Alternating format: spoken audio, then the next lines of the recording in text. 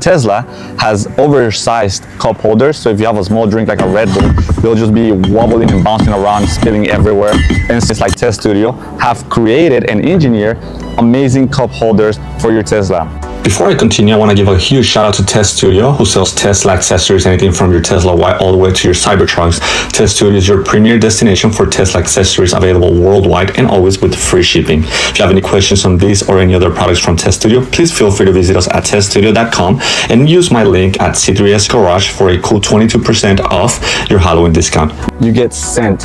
So the coolest thing about this is that it actually smells really good. It smells like fresh new car. Alrighty guys, let's get on with the installation. So first, all you have to do is open your center console over here in the bottom. You have to just connect it, and let's put this here. Now you can close your center console, and that's pretty much it. I can actually start smelling the scent already. One thing that I do like to mention is that I love the way these things look. This is like little clear coating on the inside, which helps you, if you spill something, it'll help you keep the car clean. You do have the two USB-Cs, the two USBs, and your color settings, and then you can turn it off.